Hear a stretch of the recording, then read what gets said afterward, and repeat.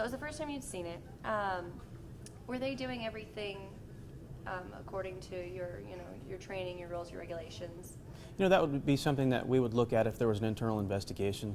I can tell you by looking at the video that there was obvious noncompliance by the person that they were in contact with. I don't know all the details of the case, but it appeared that officers had to use some sort of force to overcome that resistance, which we are allowed to do by state law. The problem with force is ugly no matter what level it is. And the officers, their concerns are for any citizens that might be around and for their own safety as well. From what I understand in this case, that gentleman had a cast on his arm.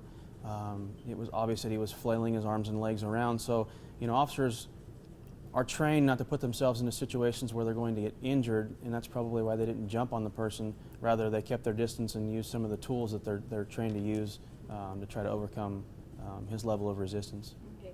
When it comes to protocol, how do you subdue someone who is flailing around like that? Yeah, it just depends on what kind of resistance the officers are met with, and they have to decide in an instant, as we've seen and talked about numerous times, what that level of force is that they want to respond with. So it's really hard to say, and in this video, it looks like they were using batons and maybe a taser. Those are two very effective tools that we have, and are usually very effective at overcoming resistance. And as you can see in the video, they were eventually able to take him into custody. Perfect.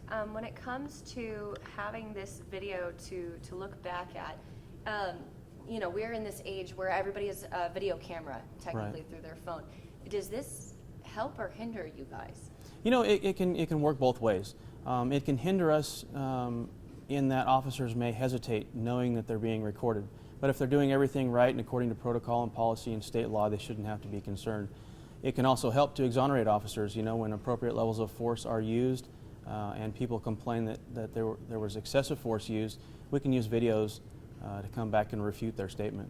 Does it help to explain? I know a lot of people just kind of want to understand the thought process that officers go through. Right. So is that something that kind of helps with the video? It does, and we could really pick apart each segment of this video, and in the beginning you see the officer being fairly hesitant, maybe because he was by himself at first, and there was active resistance and non-compliance. But when the officer got some more people there to help him, that's when their force options escalated, and they were able to take him into custody. But that's a decision that every officer has to make on his own or her own, and again, they have to make it in a split-second decision.